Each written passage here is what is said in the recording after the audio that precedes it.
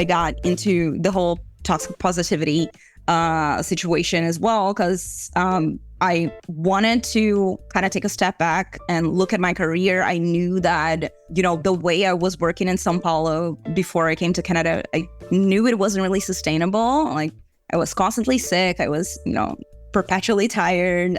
It was really tough, especially like pre-pandemic, when you included like commuting in São Paulo and actually getting to places, going to meetings, all of that.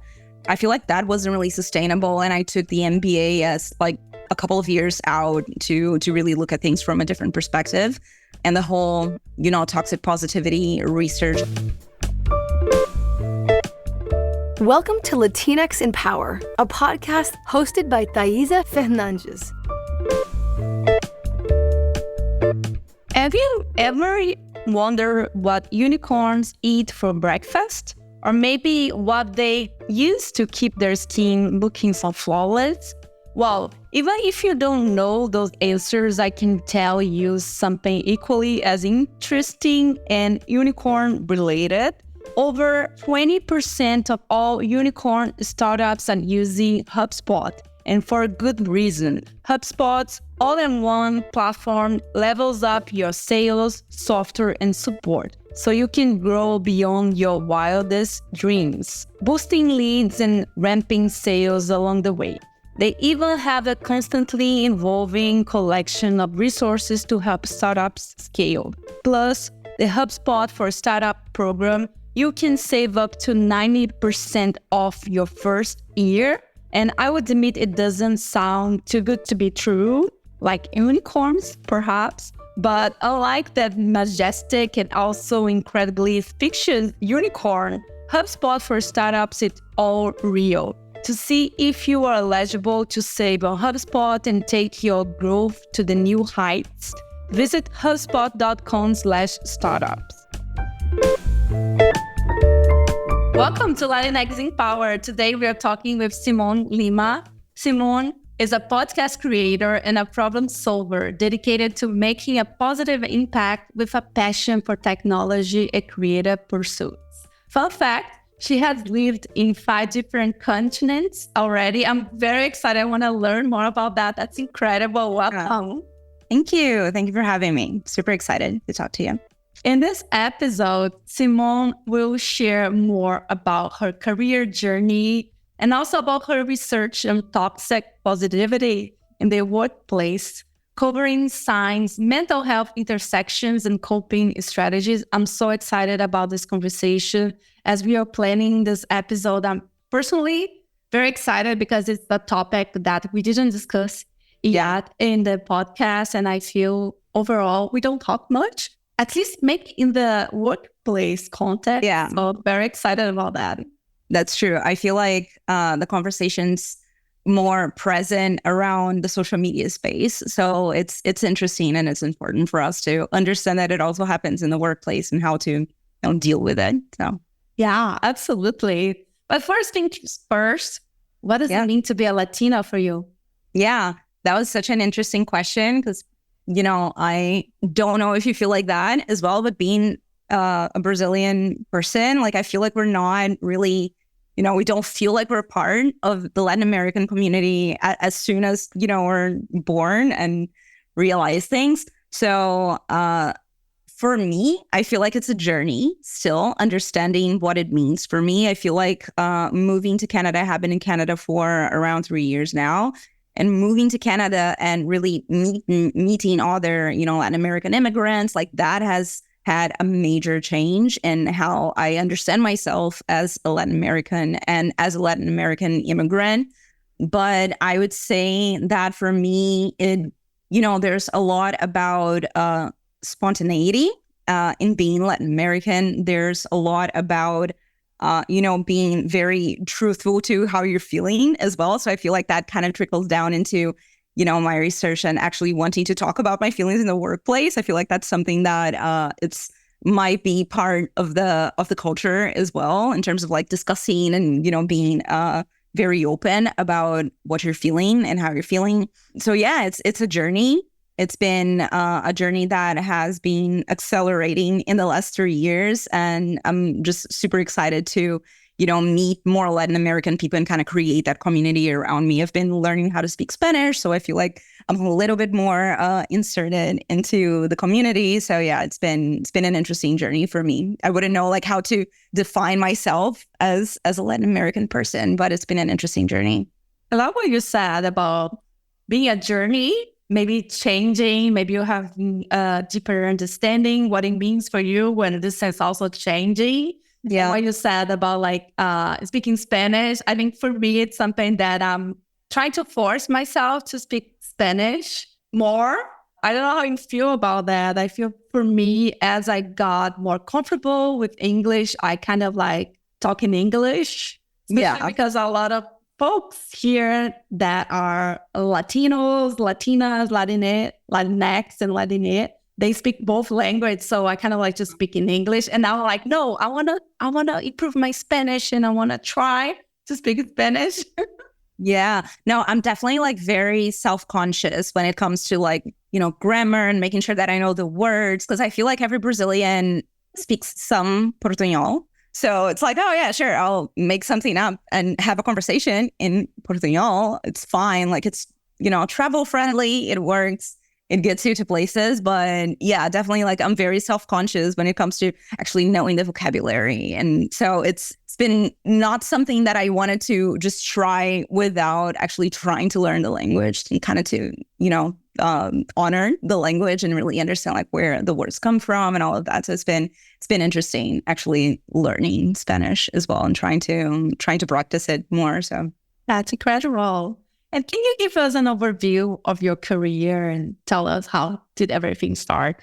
Yeah. So I feel like my career is very non-linear. I started undergrad studying journalism, and then I was like, no, I kind of decided to change. I ended up graduating in international relations in Brazil, in Brasilia.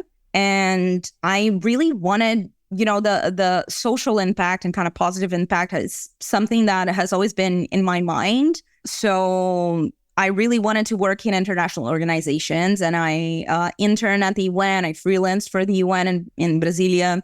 And I realized that my style of work is maybe a little bit faster. I wanted to see things happening faster. So that's kind of how I ended up, in the for-profit space and eventually in startups. I feel like the startup space, and especially, what I'm doing now. So I was in operations for a little while, was in HR for a little while, and then coming into, product management and just product development in general, like working with designers, working with developers. I feel like the way that I enjoy working, it's very covered by, agile methodologies, and it really fits the way I enjoy to do things in terms of, ideating, getting things in the hands of customers, getting feedback. So that was kind of the journey. I went from, international relations, international organizations into startups.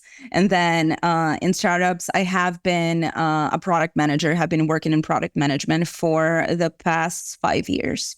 Okay. And there was an MBA in the middle of that. So I feel like that's how I got into the whole toxic positivity situation as well, because I wanted to kind of take a step back and look at my career. I knew that, the way I was working in São Paulo before I came to Canada, I knew it wasn't really sustainable. Like I was constantly sick. I was, perpetually tired.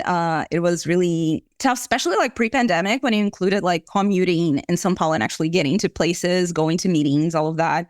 I feel like that wasn't really sustainable. And I took the MBA as like a couple of years out to really look at things from a different perspective. And the whole, toxic positivity research kind of came as part of one of the things that I did in the MBA with the GATE, which is the Gender and the Economics Institute, and kind of links gender and issues in the economy. So that's kind of how the whole Toxic Positivity podcast came about. I like that. I really like your overview. And can you tell us how would you define toxic positivity, especially within the context of a work environment? Yeah. So I feel like the easiest, the shortest way to define it would be toxic positivity is really just a technique to suppress the emotions that, will eventually come up. We're all human beings at work. Things that we live in the workplace, people that we get in contact with, situations that we put ourselves through, they will, of course, generate emotions on us. And sometimes the workplaces that don't really have or don't want to have the resources to help the workers, to help the people in the workplace to actually deal and process and understand the feelings and the emotions that are arising from their day-to-day at work. And toxic positivity is really just a way to suppress or to tell workers to suppress these feelings. So there are, shorter term consequences, longer term consequences.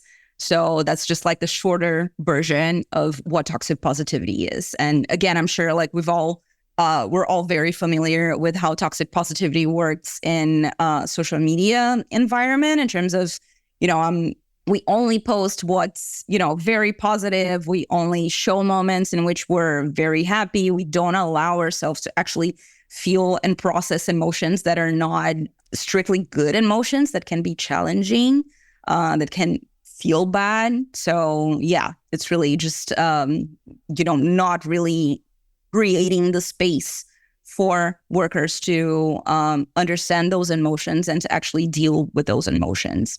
Yeah, that's so interesting. Can you share an example with the work, like a work example? Yeah, definitely. So what happens, for example, when, you may have a situation in which project doesn't go as planned, or, work colleagues are not really getting along together. And if a company is like, okay, no, you shouldn't really be thinking about that. There's no reason for you to feel anxious about that.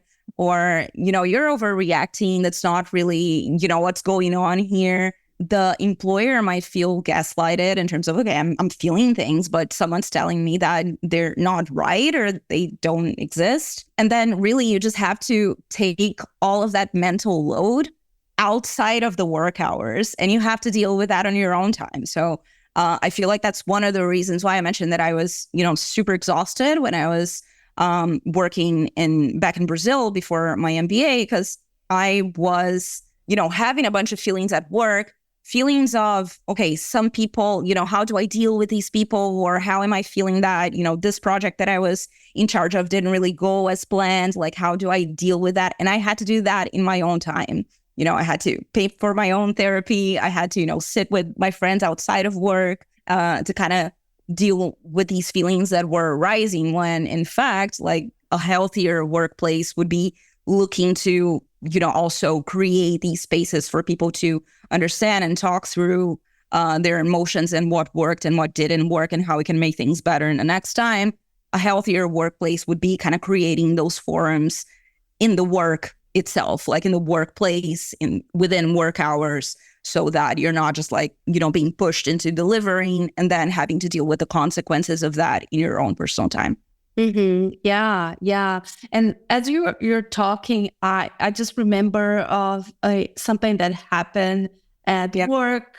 I'm not sure if it is like a positive example about that, but it just came to my mind. So I was working with this person and the project wasn't going well. And this person was asking a lot of questions for this specific group of people.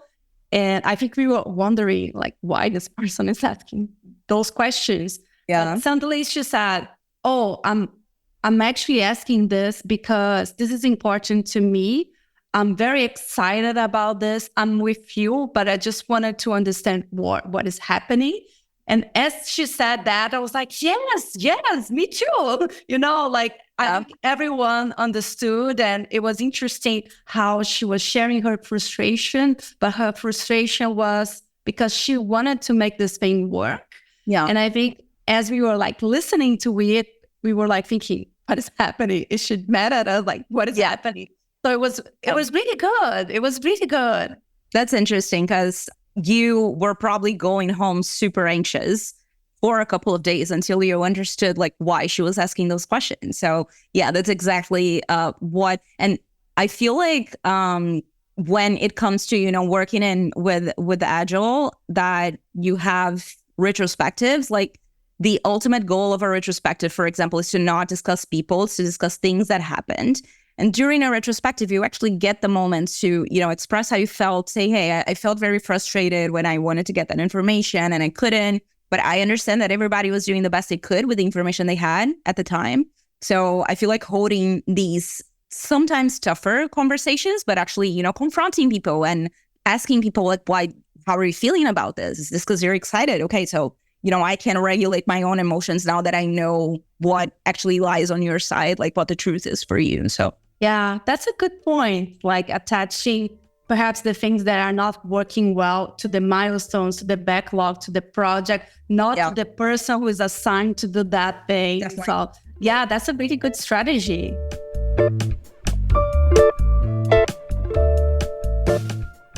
DTC Pod is hosted by Ramon and Blaine and is brought to you by the HubSpot Podcast Network, the audio destination for business professionals. DTC Pod is a podcast about all things direct-to-consumer, DTC.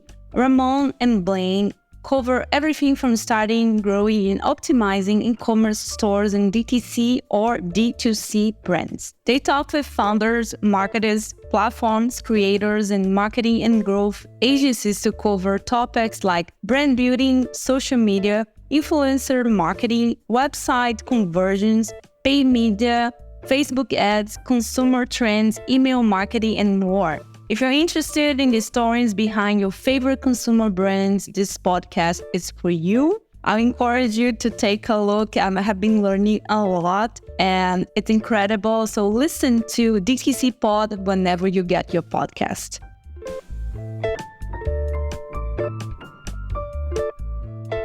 And are there any specific signs or red flags that individuals should be aware to identify toxic positivity at work? And also about the red flag, the green flag. So yeah, I'd love to hear from you. Perhaps first the red flags and then the green flags. Yeah, definitely. So I would say that it's tough to really understand red flags if you're not in the workplace. So really tough to understand like what's not, going well.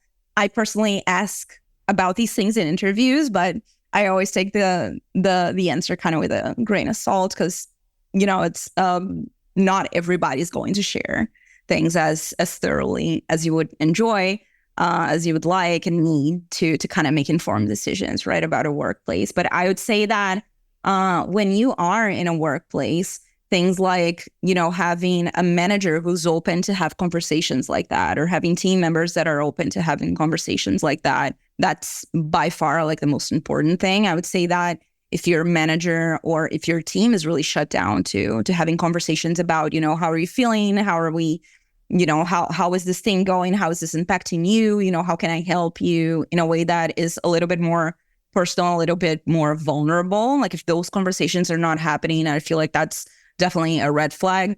Looking at things from the outside as well. So if you're looking to go somewhere, really understanding if, does this place have, because there are situations in which the company also has skin in the game in terms of like maintaining your mental health. So do we have like unlimited PTO, for example? Like what is the situation with parental leave in this company? Like, does everybody get a parental leave? Like, how is it?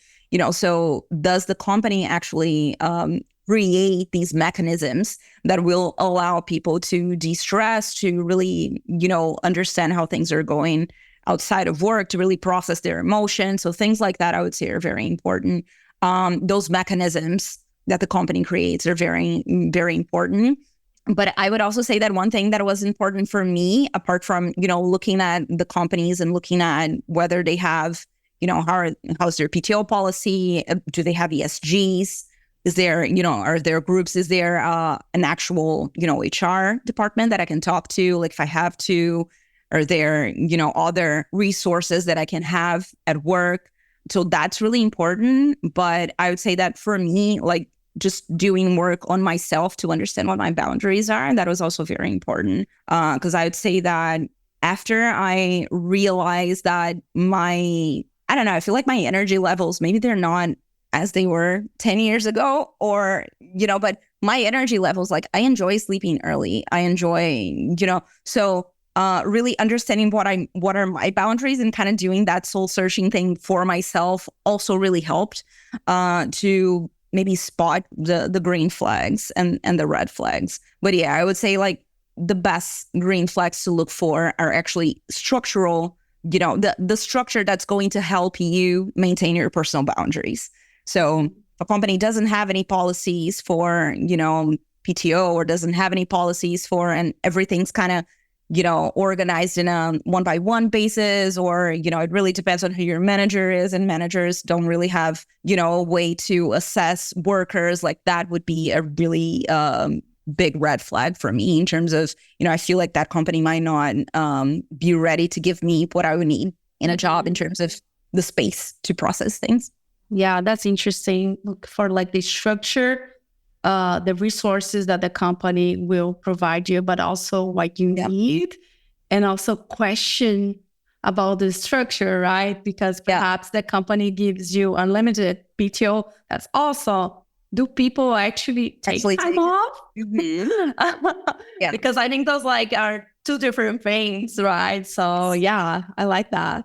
Yeah. And I would say that, starting the conversations around your company in terms of, say, there's no employee support group in terms of, mental health, or can I create one? Can I just go ahead and create one myself? Is that something that this company will allow me to do? If not, huge red flag. There's definitely something that, that there's a power imbalance that they're willing to keep having. So if those kinds of conversations among employees and those kinds of groups are not really being allowed in the company, or so definitely.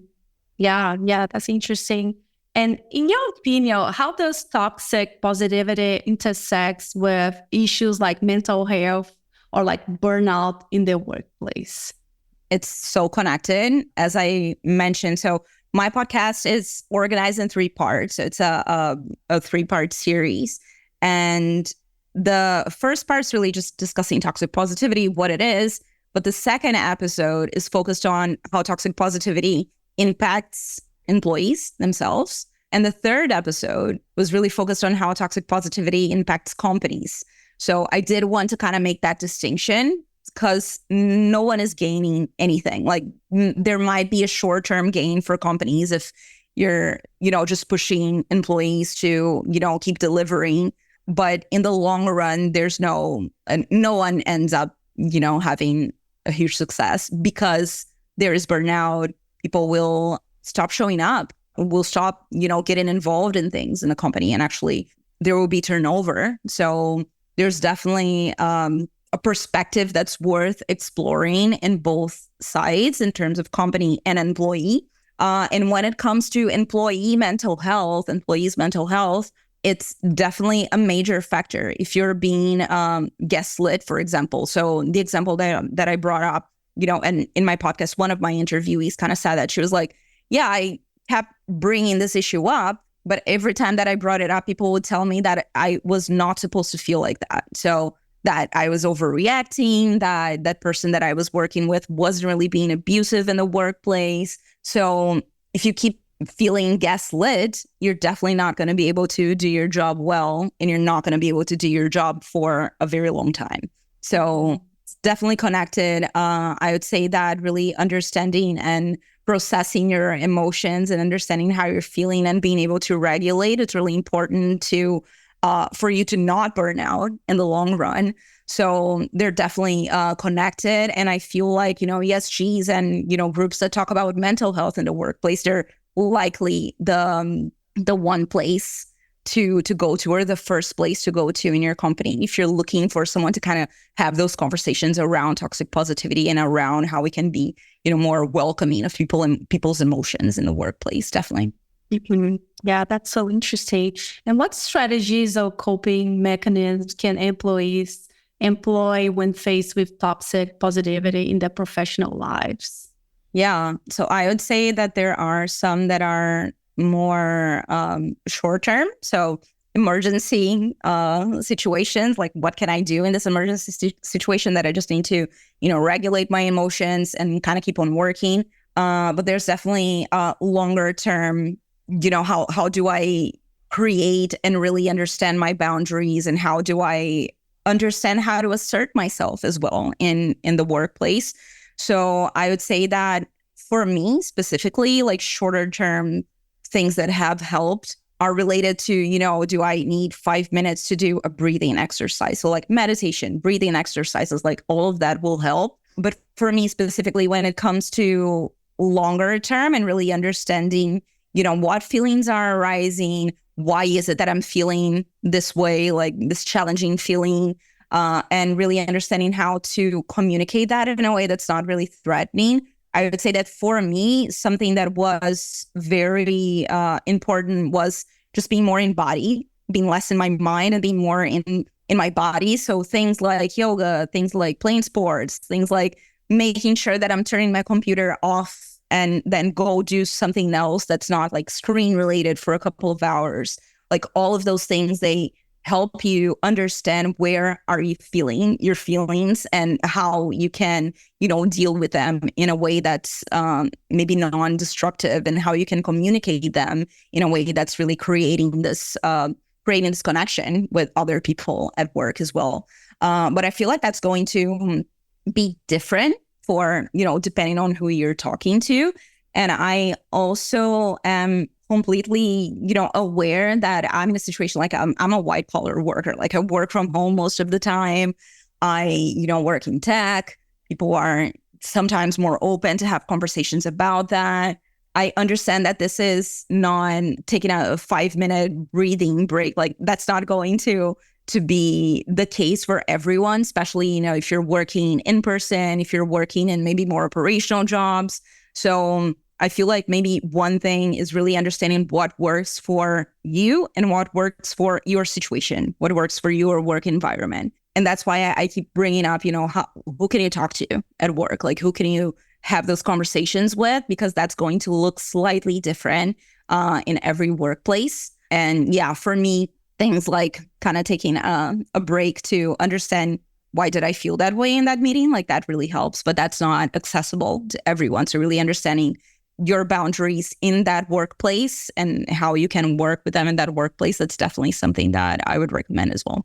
Yeah, absolutely. And I feel this conversation is so, so important. And I'm very excited we are doing this episode with you, because I feel, especially with our context and what this podcast is about, it's about folks from Latin America and the Caribbean. I feel like culturally, it's a huge shift in mindset where you first are going to think about what you need, what are your feelings, and what you're going to do about it. Because I feel our culture and the way we are raised, society, a lot of other things, capitalism on top of that, we are so used to dismiss ourselves. Yeah. So I think this is a huge, huge shift in mindset first. And maybe it's something that is going to take a lot of time. And I feel because of that, it's so, so important to be talking about that and talking about it with your friends, and just not forgetting this conversation, because it's not something that you will be able to change right away. Definitely. And again, I'll use that word, but it has been a journey for me, from understanding that my personal boundaries were being violated, then just I think I spent like both of my MBA years kind of thinking about that issue and like, how do I want to go back to work, and who do I want to be when I go back to work? Like what kind of employer do I want to be? Because I take a lot of pride and a lot of pleasure in doing a good job, but I also need to understand like what are my boundaries so that I don't, just step over them. So I definitely think that there's also the immigration issue as well. I feel like, I don't know if you feel like that, but sometimes when you're an immigrant, you just feel like you have to prove yourself like 10 times harder. You need to, be more present. You need to deliver more. And sometimes like that comes in the expense of your mental health and in the expense of how well you can do your job in the long run as well. So I definitely agree that there's a big cultural discussion to be had around it. There's also a very societal wide discussion to be had about it. But yeah, like, understanding that this is something that needs to be talked about and actually reaching out to people around you to understand like what can be done in your workplace. I feel like it's an initial step in a lifelong journey. Yeah, absolutely. And also the importance of having references and people that look like you, that speak like you, because as an immigrant, a lot of times we feel less than or behind in a lot of things, but because we are comparing ourselves to native people, in my case, American people, it's just different. It doesn't mean that it's better or worse. It's just like different. So it's good to have references that speak to you as well. Definitely. And which resource helped you in your journey? Is there anything you want to share with us? Yeah, I feel like a book that has been in my mind, like it rented a place in my mind for a while now, is from this guy called Simone Stolzoff. And the book's called The Good Enough Job. And he really goes into main myths that we have around work. So we kind of think that the longer you stay at work or the longer hours you do, the more work you're going to deliver. That's not necessarily, like, a bunch of research has shown that that's not necessarily true. For example, goes into myths around, is your workplace your family? Not quite. Like it's a capitalist transaction. Like we are, in a situation, there's contract, like there are, boundaries to uphold. So not really your family. Like whoever's telling you that your workplace is your family, like probably wants to get more work out of you than you would do if you were not being kind of fed that information. So his book has really helped me to really rethink how I look at work and how much space work has in my life. So I feel like I've started like carving out more time for myself and really, understanding, okay, sometimes I'll need to work longer during the week's fine. But how can I create resources for myself, and how can I create routines for myself that actually make me feel good? And how can I understand my worth without necessarily it being my worth as a worker, as an employee, without it necessarily being linked to what I deliver at work? So that book is amazing. Highly recommended, The Good Enough Job. And then I would say I've been watching a lot of stuff on YouTube as well. So we were just talking about that before we started recording. I feel like there's one channel that has also been helping me a lot in my relationship with work. It's called The Financial Diet. And they're basically like, she's more focused on, economics. It has helped me understand like how I look at my money, how I deal with my money, how, I plan so that I don't feel like I have to grind every day. Like, how do I plan for the long term? But she also discusses a bunch about our relationship to work. Like, why do we identify ourselves with our work this much? How can we, create other personas and kind of live, and have other interests that go beyond our work life. So I feel like those two have been in my mind a lot, and I consume like with the Financial Diet, for example, like I follow them, I watch every single video. So highly recommend these two. I love that. I'm going to check them both. I want to read this book already.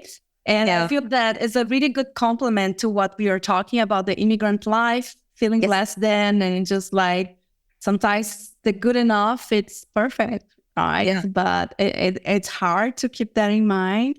So really, really good references. I love this conversation. I feel we need part 2 and 3 already, but I'm going to leave the last minutes for you to share anything you want to share and where people can find you. And we are going to link to the description of this episode, everything we're sharing with us. Perfect. So my limited podcast series is called Positively Exhausted, Stories of Toxic Positivity in the Workplace. You can find it anywhere you find podcasts. If you look for Positively Exhausted, It's going to be there. And yeah, I've been, cooking something, thinking about a new podcast, but nothing out yet. But always happy to connect on LinkedIn, Simone Lima on LinkedIn. So yeah. Awesome. Thank you so much. Amazing. Thank you for having me. This is lovely.